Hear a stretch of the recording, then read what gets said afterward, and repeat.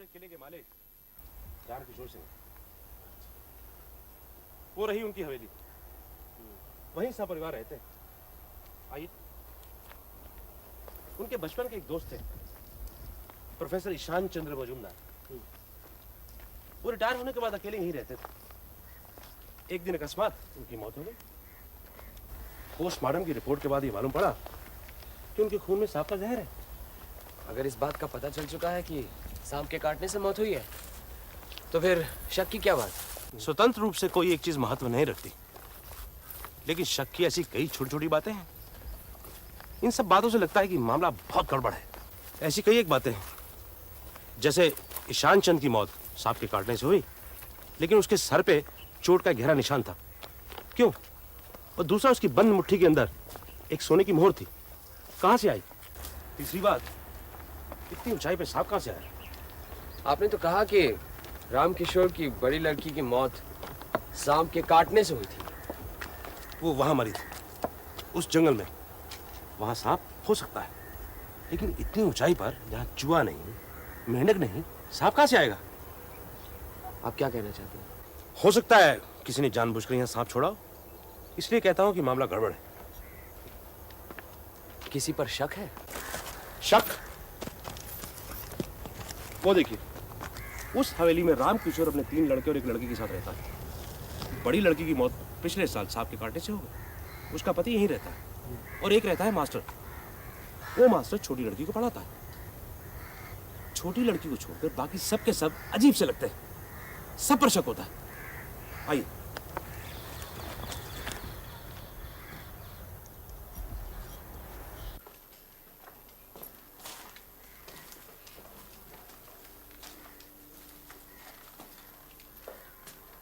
इस दीवार में सलाखें क्यों लगी हुई हैं?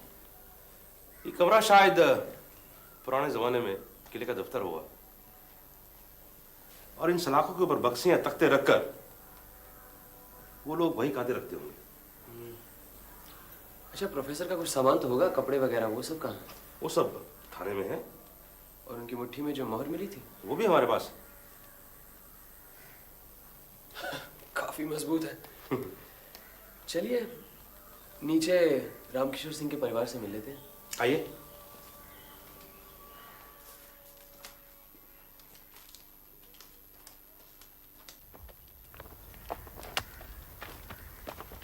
अरे मास्टर, यहाँ क्या कर रहे हो? घर में वकील साहब आए हैं, सब बैठकर उनके साथ बातचीत कर रहे हैं। गदाधर और तुलसी वहाँ नहीं है, सोचा शायद यहाँ होंगे। वो तो यहाँ पे भी नहीं है। वेंकटेश बाबू, ये है रमापति, रामकिशोर जी के यहाँ मास्टर हैं और वहीं रहते हैं। अच्छा, आप ही रमापति हैं? अच्छा, एक बात बताइए, जिस रात ईशान बाबू गुजर गए, आप काफी देर तक उनके साथ थे, क्या बातें हो रही थी? वो बहुत पढ़े लिखे थे, उनके साथ बात करके बहुत कुछ सीखने को मिलता था। फिर उन्हें हमारे मालिक के वंश का, इस किले का सारा इतिहास मालूम था। एक डायरी में सब कुछ लिख रखा था, वही सब सुन रहा था। चले? जी आइए।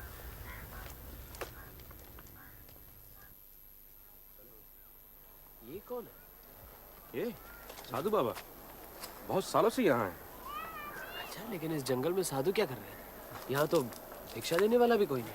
इनका खाना पीना सब मालिक देते हैं। मान न मान, मैं तेरा मेहमान, ये मनीलाल कौन होता है? जब हमारी बहन ही मर गई तब उसके पति के साथ हमारा क्या लेना देना है? उसे क्यों किला दे रहे हैं? मुझे क्या रास्ते से उठा कर लाए हैं? किला मुझे मिलना चाहिए। नहीं, किला मुझे मिलना चाहिए। मैं उसे बनवाकर वहीं रहूंगा, बाकी सब तुम ले लेना।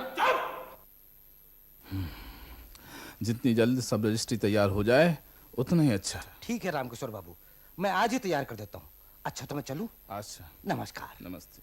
आइए इंस्पेक्टर साहब। आ सकते हैं रामकिशोर जी? आइए आइए डीएसपी साहब, आइए। बैठिए।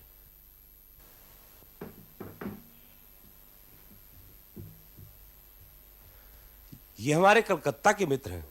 अच्छा, किला दिखाने लाया था, सोचा आपसे भी मुलाकात करवा दूं। हाँ, बड़ा अच्छा किया। सुना है प्रोफेसर ईशान चंद्र की मृत्यु सांप के डसने से हुई? ईशान मेरे बचपन का दोस्त था, वो मेरे घर आकर गुजर गया इस बात का दुख मुझे हमेशा सताता रहेगा। उनकी मुट्ठी में एक सोने की मोहर मिली थी, वहां कहां से आई, कुछ बता सकते हैं आप? कुछ कह नहीं सकता। उसकी आर्थिक स्थिति भी तो इतनी मजबूत नहीं थी कि एक सोने की मोहर रखता। अगर वहां किले में पड़ी हो तो मिल भी सकती है। कह नहीं सकता। कहते हैं इस किले में हमारे पूर्वजों का बहुत सारा धन जमा है, बहुत सोना जमा है। मैंने तो बहुत ढूंढा, मुझे तो मिला नहीं। यहां तो कहीं बिजली नहीं है। प्रोफेसर जरूर लालटेन जलाते होंगे रात को। हाँ, मौत के हफ्ता 10 दिन पहले एक टॉर्च ले गए थे। वो टॉर्च पता नहीं कहां गई, मिली नहीं। कहां गई टॉर्च? बाबूजी, मुझे यकीन है कि मौत के बाद गड़बड़ी में कोई टॉर्च वहां से ले गया। किसी पर शक है? मुझे लगता है कि नहीं नहीं मणिलाल, ये तुम्हारी गलतफहमी है। मास्टर ने टॉर्च नहीं लिया। लिया होता तो हमें बताता। लगता है टॉर्च को लेकर आप लोग कुछ परेशान से हैं। हाँ, आपसे परिचय हुआ, बहुत आनंद मिला। इतनी बड़ी जगह पर आपने मकान बनाया है, यहाँ आकर जाने की तबीयत नहीं करती? अरे तो फिर रहिए कुछ दिन यहाँ, 2 दिन में ही भाग खड़े होंगे। हमें तो आदत पड़ गई है। आपका न्योता याद रहेगा, लेकिन अगर आया तो मैं उस किले में रहूंगा। और भी अच्छी जगह है, चलिए। नमस्ते। अच्छा, नमस्कार। अब बताइए क्या लग रहा है? कुछ गड़बड़ तो है। कुछ दिन जाकर उस किले में रहना होगा। आपने गौर किया, कोई वहां खुलकर बात नहीं कर रहा था। सब कुछ खिंचे हुए से थे। और फिर कई गुत्थियां हैं, जैसे मोहर कहां से आई, टॉर्च कहां गायब हो गई। सब इस किले को चाहते क्यों हैं? और मालिक को छोड़कर सब मनीलाल से नफरत क्यों करते? मनीलाल और मास्टर रमापति दोनों को कोई नहीं चाहता। उसकी एक वजह है। ये दोनों मालिक रामकिशोर की मेहरबानी से ही पल रहे हैं। अच्छा, वहां उस किले को लेकर क्या झगड़ा हो रहा है? रामकिशोर को दिल का एक दौरा पड़ चुका है। उन्हें डर है कि उनके मरने के बाद उनके दोनों नालायक बेटे उनकी सारी जायदाद को मामला मुकदमा करके कहीं पूरी मिट्टी में न मिला दें। इसलिए उन्होंने अपनी सारी जायदाद के बराबर 4 के हिस्से किए हैं। 3 हिस्से लड़कों में और बाकी का 1 हिस्सा छोटी लड़की तुलसी को। लेकिन किला तो मनीलाल को देने की बात हो रही थी। मनीलाल ने उनकी बड़ी लड़की के साथ शादी की थी और वह मर गई। इसलिए रामकिशोर ने यह फैसला किया कि वक्त आने पर अपनी छोटी लड़की की शादी वे मनीलाल से कर देंगे। और मनीलाल का मतलब है तुलसी, और जो किला है वो पड़ेगा उसके हिस्से में। इस बात को लेकर दोनों भाइयों में झगड़ा हो रहा था। ये मनीलाल कैसा आदमी है? समझदार है, अपने दोनों बड़े सालों से 1000 गुना अच्छा। इसलिए रामकिशोर का भरोसा मनीलाल पर ज्यादा है। मनीलाल तो अपनी पत्नी के मरने के बाद जा रहा था, लेकिन रामकिशोर ने उसे जाने से रोका। अच्छा, वो अशरफी तो दिखाइए।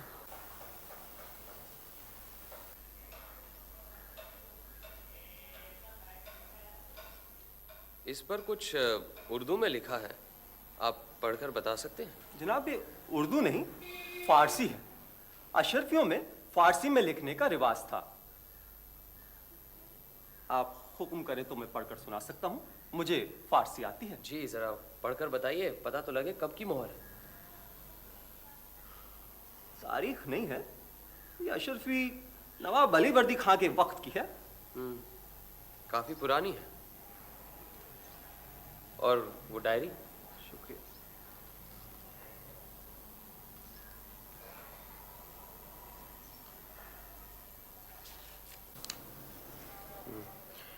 सुनो ईशान बाबू, शुरू में क्या लिखते हैं? इतिहास के इष्ट देवता अगर इंसान की बोली बोलना जानते तो वो मुहर्रम के बाजे की ताल में कहते, रुपया कमाओ, रुपया कमाओ।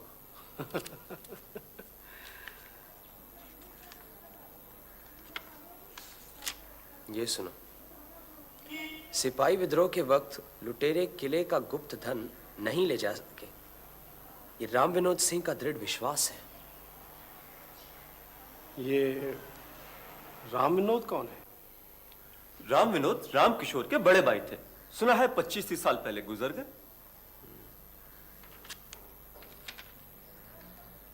ये फारसी में कुछ लिखा है, 3 लाइनें, जरा बताइए तो। लिखा है, अगर राजा राम या जयराम दोनों जिंदा ना रहें तब हमारी पूरी दौलत मोहनलाल के जिम्मे रहेगी। मोहनलाल के जिम्मे? ये मोहनलाल कौन है? वो मुझे नहीं मालूम।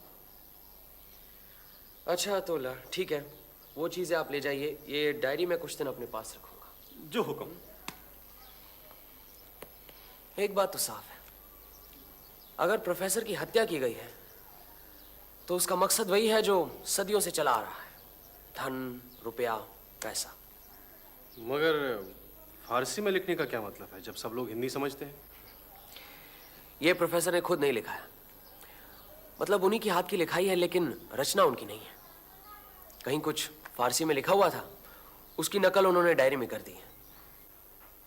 भैया, ये कौन आ रहे हैं? पुलिस। ये रामकिशोर का तीसरा बेटा है। क्या नाम है तेरा? गधा। आइए। नमस्ते। नमस्ते। अच्छा, आपसे एक बात पूछता हूँ। आप पुलिस वाले हैं, इसीलिए जानने की उत्सुकता हो रही है। प्रोफेसर की मौत क्या सचमुच सांप के काटने से हुई थी? किसी पर शक है आपको? नहीं, यूं ही कुछ कहा नहीं जा सकता ना। सांप के अलावा और क्या हो सकता है? वो मेरी भी समझ में नहीं आ रहा, लेकिन प्रोफेसर के पैरों पर सांप के काटने के दाग मैंने भी देखे थे, बिल्कुल वैसे ही जैसे मेरी पत्नी के पैरों पर थे। ठीक है मनीलाल, रामकिशोर बाबू से कहना आज से किले में रहेंगे। चलिए। जी। नमस्ते। आइए आइए आइए, बैठिए। रामकिशोर बाबू नहीं है? जी नहीं, वो कोर्ट में दलील रजिस्ट्री करवाने गए हैं, आ जाएंगे अभी। अच्छा, मास्टर जी एक बात बताओ। बैठो बैठो। आप तो यहाँ सब लोगों को जानते हैं, इनमें से ऐसा कौन है जो खून कर सकता है? सब। रामकिशोर बाबू भी? हाँ। वंशीधर? हाँ। मुरलीधर? मुरलीधर भी। मनीलाल भी? उसमें इतनी हिम्मत कहाँ, उसे तो सिर्फ पीछे से चुगली करना आता है। और तुम? मैं? जाने दो। तुमने वो टॉर्च चोरी की थी? मेरी बदनामी की गई है, मुझे मालूम है, और किसने की है ये भी मालूम है। आप ही बताइए, अगर चोरी ही करनी है तो टॉर्च क्यों चुराऊंगा? तुम्हें मालूम है मनीलाल की शादी तुलसी से होने वाली है?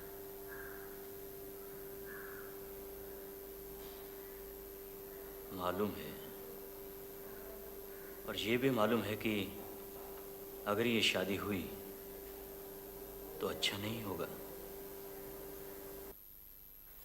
अरे आओ आ जाओ। एक बात बताऊं, तुलसी की शादी जिया जी से होगी। अच्छा। आ जाओ तुलसी, आ जाओ। ये गदाधर बहुत शैतान है, आ जाओ। अरे यहाँ आओ ना, मेरे पास बैठो यहाँ। अच्छा एक बात बताओ, तुम्हारे पिताजी के जो मित्र यहाँ रहते थे, प्रोफेसर ईशान चंद्र, तुम कभी उनसे मिली थी? हाँ हाँ, बहुत बार। वो मुझे अच्छी अच्छी कहानियां सुनाया करते थे। अच्छा अच्छा, तुम्हारे घर में जो लोग हैं उनमें से तुम्हें सबसे अच्छा कौन लगता है? मास्टर जी, वो बहुत अच्छे हैं। हाँ? और सबसे खराब कौन लगता है? ये है तुम्हारा भाई गदाधर। नहीं, जीजा जी। वो क्यों मास्टर जी से जलता है, क्यों उनकी चुगली करता है? अगर जीजाजी से मेरी शादी हुई तो मैं उसे पहाड़ से नीचे फेंक दूंगी। अरे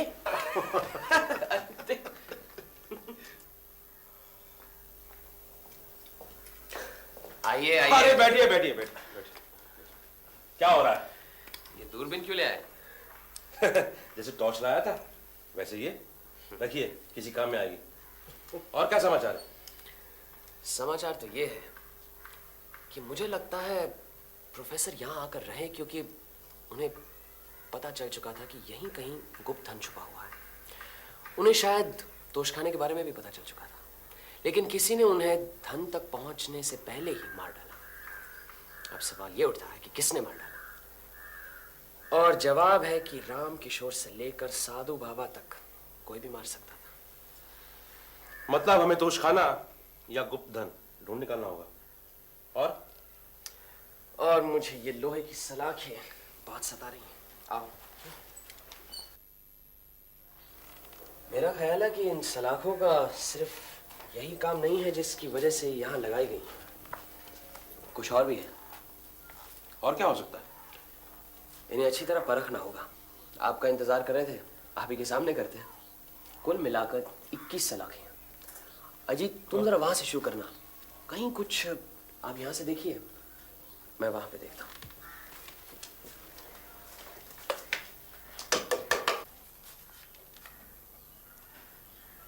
हिल रहा है, जरा इधर आइए। ये अकेले के बस का रोग नहीं है, मिलकर जोर लगाते हैं।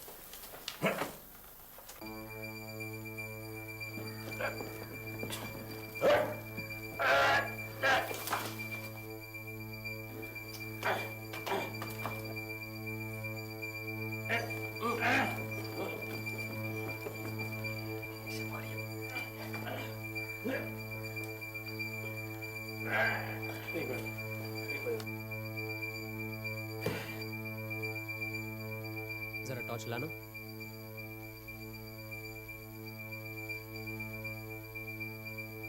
यहाँ कुछ फारसी में लिखा है, मुझे लगता है। 1 मिनट। क्या हुआ? मुझे लगता है प्रोफेसर ईशान चंद्र की डायरी लेने गया है।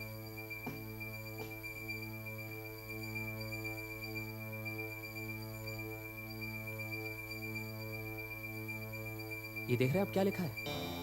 अगर राजाराम या जयराम दोनों जिंदा न रहे तब हमारी पूरी दौलत मोहनलाल के जिम्मे रहेगी। मोहनलाल? बस काम बन गया। जरूर ये रास्ता नीचे जाता है। व्योमकेश बाबू, शाबाश, तोशखाना मिल गया। ये आप ही का आविष्कार है, इसलिए सबसे पहले आप ही उतरी। ठीक है, टॉर्च देना मुझे। लाओ।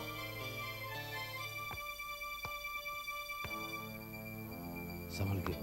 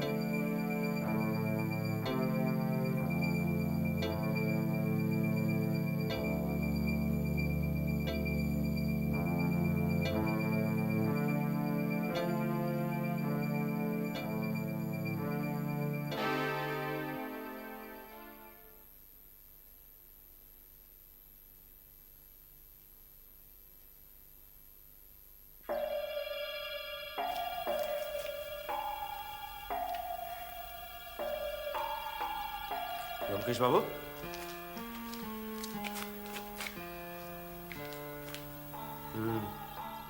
प्रोफेसर ने ये गुफा ढूंढ निकाली थी। ये टॉर्च उसी का प्रमाण है। मनीलाल कह रहा था ना वो टॉर्च नहीं मिली, ये वही है। इसे रखिए आप अपने पास।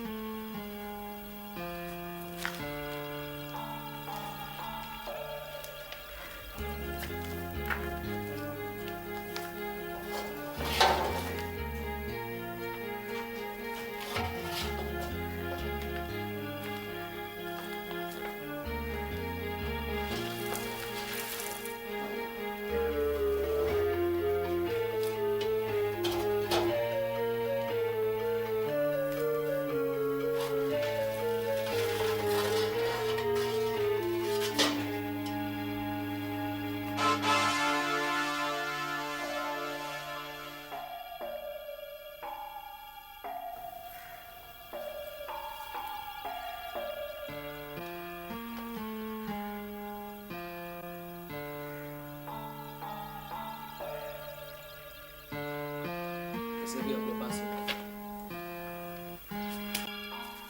मेरी तो कुछ समझ में नहीं आया, सारा धन कहाँ गया? तो सबकी सब कुंडियां खाली क्यों हैं? हमने जो कुछ भी पता लगाया उससे निराश होने की कोई बात नहीं है। एक बात तो पक्की है, प्रोफेसर ईशान चंद्र का खून हुआ है। बाकी जो रहस्य है धीरे धीरे सब पता लग जाएगा। आपको जो चूरा मिला है उसका आप केमिकल एनालिसिस करवा लीजिए।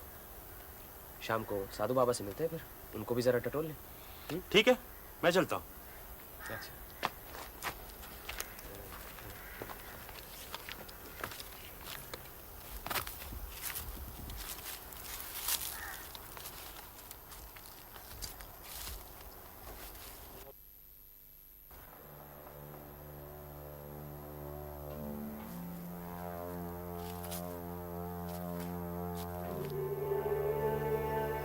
लिखा ना?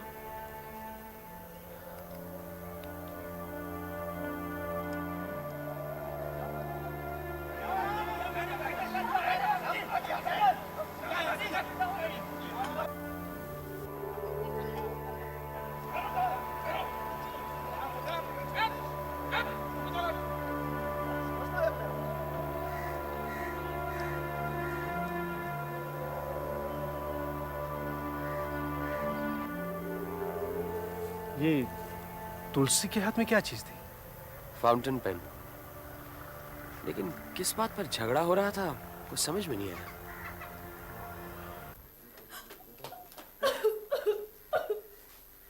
क्या हुआ? क्या हुआ? मास्टर जी को घर भगा दिया। भगा दिया? हाँ। अच्छा चुप रोते नहीं, क्या बात हो गई? जीजा जी के पास 2 फाउंटेन पेन है, एक उनकी अपनी और एक दीदी की शादी में मिली थी। मैंने सोचा एक मास्टर जी को दे दूं, उनके पास तो एक भी नहीं है। मैंने जीजा जी के कमरे से फाउंटेन पेन लिया और मास्टर जी को दे दिया, लेकिन उन्होंने वो नहीं लिया। कहने लगे जहाँ से लाई हो वही दे दो। घर के सब लोगों ने मास्टर जी को चोर कहा, मारा और भगा दिया। अच्छा चुप चुप हो जाओ, मैं तुम्हारे मास्टर जी को वापस बुलवा लूंगा। परेशान मत हो तुम, जरूरत पड़ी तो तुम्हारे पिताजी से भी मिल लूंगा। आओ मनीला। मालिक ने भेजा था तुलसी को ढूंढने के लिए, बहुत ही चंचल है। आपको परेशान तो नहीं किया? नहीं बिल्कुल नहीं, उसके मास्टर जी को भगा दिया यही कह रहे थे। हाँ, वो मालिक ने मास्टर को बर्खास्त कर दिया है। जब घर में कोई था नहीं तो उसने मेरे ड्रायर खोलकर मेरा फाउंटेन पेन चुरा लिया। बहुत ही कीमती चीज है। इस कलम को? जी। बहुत अच्छा कलम है। चोरी तो ऐसे ही कलम की होनी चाहिए। घर में कितने फाउंटेन पेन हैं? जी सिर्फ मेरे ही पास है और किसी के पास नहीं है। ये अपने मालिक तो कलम दवात इस्तेमाल करते हैं। लेकिन तुलसी तो कह रही थी कि उसने खुद आपके कमरे से फाउंटेन पेन लिया था। तुलसी झूठ बोल रही है। मास्टर तो हमेशा से ही दोषी है। अभी उस दिन वो एक टॉर्च चुरा के। टॉर्च तो वहाँ मामूली चीज थी। भला मास्टर ऐसा काम करके अपना भविष्य क्यों बिगाड़ेगा? अच्छा ये बताइए, आपका कचहरी का सब काम कैसा चल रहा है? जी बस दस्तखत करना बाकी है और बाकी तो काम हो ही गया है। अच्छा मैं चलता हूँ। तुलसी को लेकर सब परेशान है, बच्ची है। अच्छा अच्छा, गड़बड़ कर देते ना। अब टॉर्च की बात बताने की क्या जरूरत थी?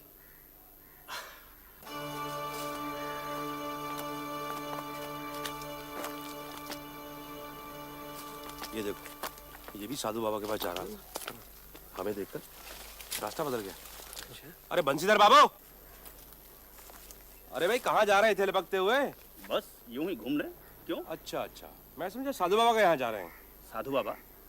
साधु बाबा के पास मैं क्यों जाऊंगा? क्यों? साधु बाबा के पास जाने में कोई बुराई है क्या? वो आप जाने या आपके दोस्त?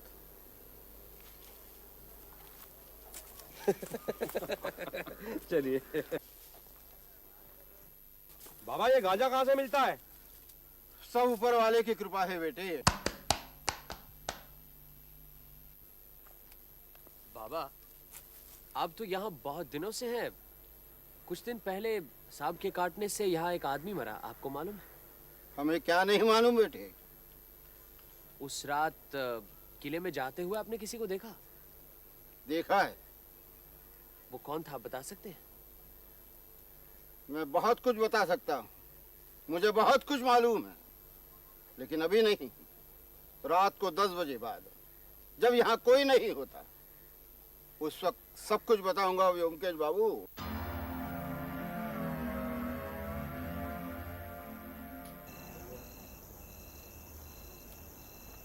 अरे रमापति, ये क्या हाल बना रखा है?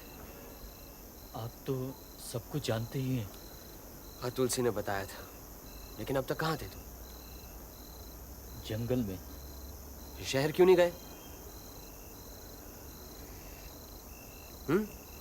यहाँ अब रहने से क्या फायदा? तुलसी। तुलसी से प्यार करते हो? उसको कोई नहीं चाहता। मैं नहीं रहूंगा तो वो मर जाएगी। अच्छा, कोई बात नहीं। आज रात तुम हमारे साथ यहाँ रहना। हम जरा साधु बाबा से मिलकर आते हैं, 1-2 घंटे में वापस लौटेंगे। तुम अंदर जाओ, वहीं सो जाना।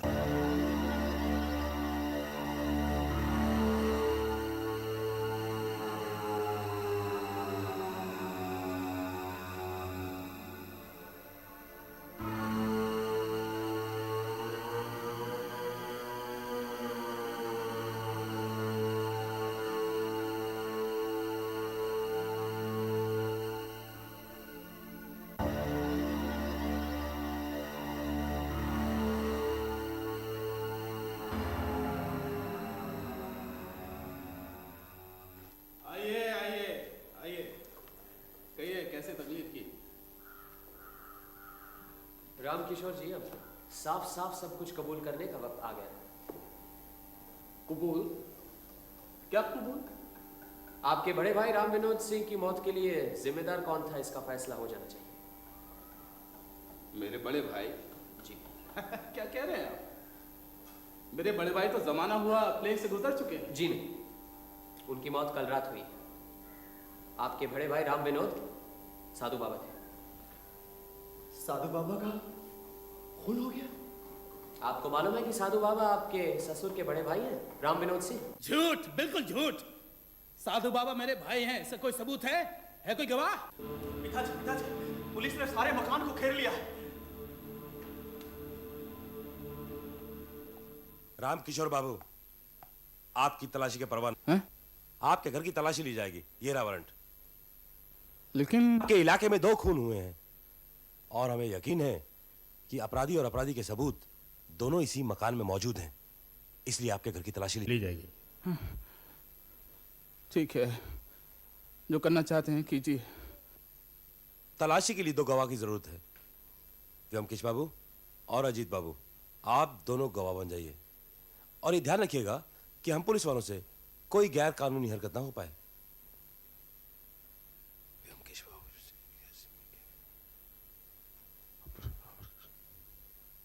मणिलाल, हम सबसे पहले आपके कमरे की तलाशी लेंगे और आप दोनों यहीं रुकिए।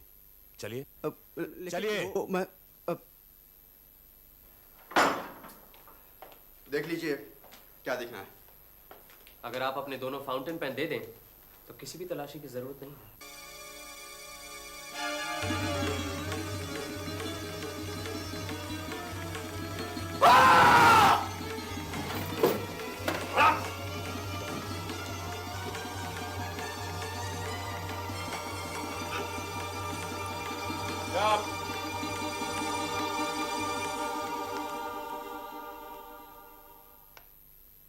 ये देखिए, नाग का जहर इन दोनों फाउंटेन पेन में है। क्या? आप अपने घर में एक जहरीला नाग पाल रहे थे। मणिलाल 2 खून कर चुका है। हैं?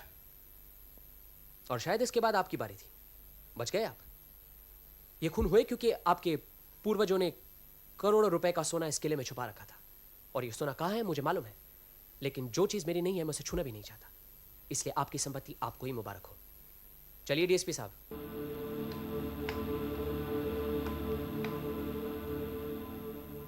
गुफा में जो सफेद चूरा मिला था उसकी केमिस्ट की रिपोर्ट आ गई है और ये चूरा था सोडियम टेट्राबोरेट।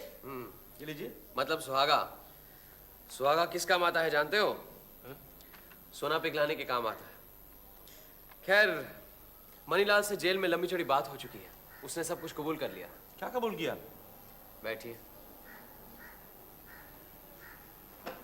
जिस दिन मनीलाल इस घर में आया था उसी दिन से उसकी नजर अपने ससुर रामकिशोर की संपत्ति पर पड़ी। उन्हीं दिनों यहां कुछ बंजारे आए हुए थे। मनीलाल ने उनसे कुछ सांप का जहर बरामद किया। किसी तरह उसकी पत्नी हरिप्रिया को मनीलाल के इरादों का पता लग गया था, इसलिए सबसे पहले उसने हरिप्रिया को इसी जहर से रास्ते से हटा दिया और साथ ही साथ रामकिशोर की सारी सहानुभूति अपनी तरफ खींची। अब रामकिशोर ने अपनी बेटी तुलसी की शादी मनीलाल से पक्की कर दी। 2 साल बीत गए, तुलसी शादी लायक बन गई। फिर यहाँ प्रोफेसर ईशान चंद्र आए, साथ ही साथ साधु बाबा यादव के। अब करीबन 25-30 साल पहले दोनों भाई रामकिशोर और राम विनोद मामूली व्यापारी थे। शहर में प्लेग फैला, राम विनोद बीमार पड़ गए। रामकिशोर प्लेग के डर से वहां से भाग गया। उसे यह नहीं पता था कि 25-30 साल बाद बड़े भाई से मुलाकात होगी और उसका बड़ा भाई साधु बाबा के भेष में होगा। उसने चाहा कि बड़ा भाई राम विनोद तीर्थ स्थान पर मठ बनाकर रहे, खर्चा भी देने को तैयार हो गया। लेकिन बड़े भाई ने साफ इनकार कर दिया। जंगल में रहने लगा साधु बाबा के भेष में और अपने छोटे भाई को कोसने लगा। असल में प्रोफेसर ईशान चंद्र और राम विनोद दोनों मित्र थे। हो सकता है प्रोफेसर ने ही राम विनोद उर्फ साधु बाबा को यहां बुला लिया हो। इस वक्त सब लोगों को यकीन हो गया कि किले में करोड़ों का गुप्त धन छुपा हुआ है। इधर प्रोफेसर ईशान चंद्र ने किले में गुप्त धन का पता लगा लिया था। प्रोफेसर की उम्र हो चुकी थी, दुबले पतले आदमी थे। अकेले पत्थर कैसे हटाते मालूम है? हम तीनों ने मिलकर पत्थर हटाया था। अब प्रोफेसर ने किसी से कुछ नहीं कहा, रामकिशोर से भी नहीं, साधु बाबा से भी नहीं। लेकिन उन्हें एक सहायक की जरूरत थी। उन्हीं दिनों 2 नौजवानों से अक्सर वो मिला करते थे। एक तो मास्टर रमापति, दूसरा मनीलाल। प्रोफेसर को लगा कि मनीलाल ही ठीक है, हट्टा कट्टा है, दोनों सालों से नफरत भी करता है। तय हुआ कि जो कुछ भी मिलेगा आधा आधा बांट लेंगे। एक रात दोनों ने मिलकर पत्थर हटाया। फिर मुझे लगता है कुछ ऐसा हुआ होगा। नीचे का रास्ता देखते ही मनीलाल फौरन टॉर्च लेकर नीचे उतर गया। लेकिन प्रोफेसर का ध्यान पत्थर के पीछे खुदाई की हुई लेखनी पर पड़ा। उसने फौरन अपनी डायरी निकालकर उस फारसी भाषा की नकल कर ली। इधर नीचे मनीलाल एक कोने में खड़ा हो गया, उधर प्रोफेसर नीचे आया। उसके पैरों ने किसी चीज को महसूस किया। प्रोफेसर ने उसे उठाया। वो एक अशर्फी थी। उन्होंने फौरन मुट्ठी बंद कर ली, हल्के से पुकारा, मनीलाल। तभी मनीलाल ने जोर से उसके सर पर टॉर्च से वार किया। प्रोफेसर गिर गया। मनीलाल ने अपनी जेब से फाउंटेन पेन निकाला और पैर की एड़ी के पास जोर से पेन की निब घुसाकर जहर अंदर डाल दिया। फिर उसकी लाश उठाकर मनीलाल बाहर ले आया। मैंने जेल में मनीलाल से पूछा कि प्रोफेसर को मारने के बाद उसने कुंडों के अंदर क्यों नहीं देखा। उसने जवाब दिया, सब कुछ तो मिल गया था, फिर एक लाश और इतनी सारी मोहरें वो एक साथ बाहर कैसे निकालता। उसने यही सोच लिया कि प्रोफेसर की मौत के हंगामे के बाद वो इत्मीनान से मोहरें बाहर निकाल लेगा। लेकिन तब वहां हम पहुंच गए और फिर कुछ घटनाएं इतनी जल्द घटने लगी कि कब क्या करे उसकी कुछ समझ में नहीं आया। तुलसी ने उसका जहर वाला फाउंटेन पेन चुराकर रमापति को दे दिया। शाम को जब हम साधु बाबा से मिले तब मनीलाल भी वहीं था। उसे लगा कि साधु बाबा को सब कुछ मालूम है। उसने समझा कि रात 10 बजे के बाद ही साधु बाबा हमें सब कुछ बता देगा। घबरा गया। फैसला कर लिया कि 10 बजे के पहले ही साधु बाबा का सफाया कर देगा, और वही उसने किया। लेकिन गुप्त धन के रहस्य की बात का अब तक कोई खुलासा नहीं हुआ। माफ कीजिएगा, अनजाने में बड़ी गलती कर बैठा हूँ। और मास्टर, तुम पर तो मैंने बहुत अत्याचार किया। अब तुम मेरे साथ घर वापस चलो। चलो आइए, पहले बैठिए तो सही। लीजिए, अपनी अमानत संभालिए।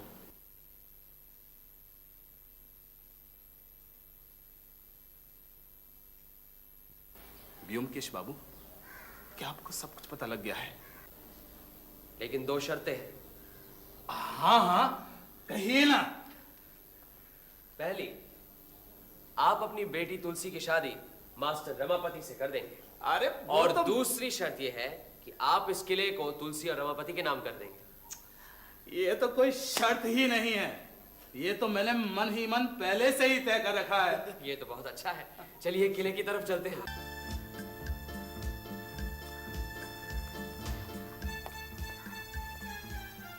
आप जो बरसों से ढूंढ कर न निकाल पाए, प्रोफेसर ईशान चंद्र ने एक ही महीने में सब ढूंढ निकाल लिया था। उसकी वजह भी थी, प्रोफेसर पुरातत्व शास्त्र से परिचित थे।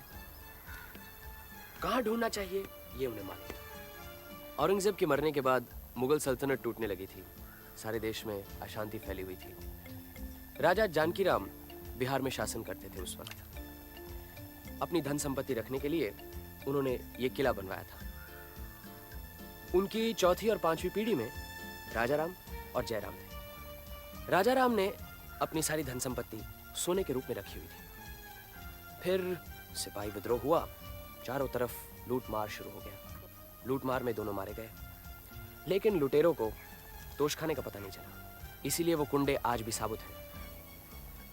अब जयराम के दो बेटे थे, राम विनोद सिंह यानी कि साधु बाबा, और आप रामकिशोर सिंह। रामकिशोर सिंह ने फिर से अपने पूर्वजों का ये किला अपने कब्जे ले लिया। वहां प्रोफेसर ईशान चंद्र को तोशखाने के बारे में पता चल गया। कहीं पड़ी हुई उन्हें एक अशर्फी मिली। उन्हें एक शिलालिपि भी मिली जिसमें लिखा था कि राजाराम और जयराम दोनों अगर जिंदा न रहे तो उनकी सारी धन संपत्ति मोहनलाल के जिम्मे रहेगी। अब सवाल यह उठता है कि मोहनलाल कौन है? पहले तो मेरी भी समझ में ये बात नहीं आई। फिर सोचते सोचते प्लासी की लड़ाई पर एक कविता याद आई। बार बार फिर तोप गरजा, गरजा गिरधर लाल। गिरधर लाल मतलब तोप। उस जमाने में बड़े बड़े शूरवीरों के नामों पर तोपों के नाम रखे जाते। फिर बिजली की तरह बात दिमाग में कौंध गई कि मोहनलाल कौन है, किसके जिम्मे इतनी सारी धन संपत्ति रखी गई है। ये रहा आपका मोहनलाल। तो क्या सारा सोना तोप के नीचे गड़ा हुआ है? नहीं, जमीन में नहीं। सारा सोना इस तोप की लंबी नली के अंदर डालकर इसका मुंह बंद कर दिया गया। अरे तो फिर देर किस बात की है? मुंह से मिट्टी हटाकर मोहरे निकालते हैं। मोहरे? कहाँ है मोहरे? आपके पूर्वज राजाराम ने एक ऐसी तरकीब निकाली जिससे कि अगर लुटेरों को इस सोने के बारे में पता भी चल जाता तो वो उसे यहाँ से नहीं निकाल पाते। क्या मतलब? मैं कुछ समझा नहीं। डीएसपी साहब, आपको याद है जब हम गुप्त धन की तलाश कर रहे थे, गुफा के नीचे उतरे थे, तब हमें क्या मिला था? चमड़े की धौकनी, चूल्हा और ढेर सारा सुहागा मिला था। राजाराम ने सारी मोहरे गलाकर इस तोप की नली के अंदर डाल दी। अब इसके अंदर है एक लंबा पुख्ता सोने का खंबा। फिलहाल मिट्टी हटाकर ये देख सकते हैं कि मेरा अनुमान ठीक है या नहीं। गौरी शंकर, जरा यहाँ आना।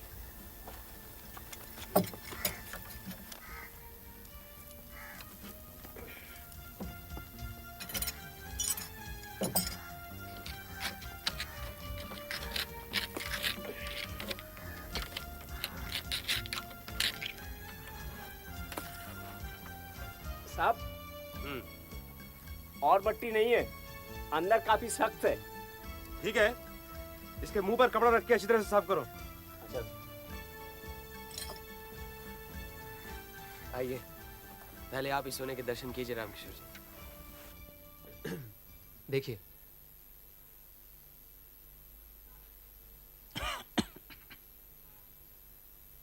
क्या हुआ? सोना है या नहीं?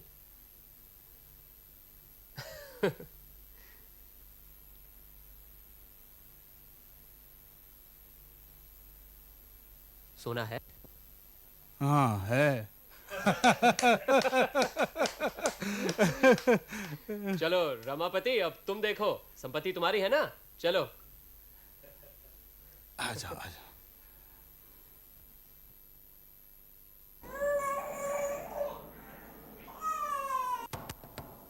देखना, पुटीराम बाजार से लौटा है। अरे आओ आओ। शादी का कार्ड मिला तो था लेकिन हम आ नहीं पाए। जीती रहो।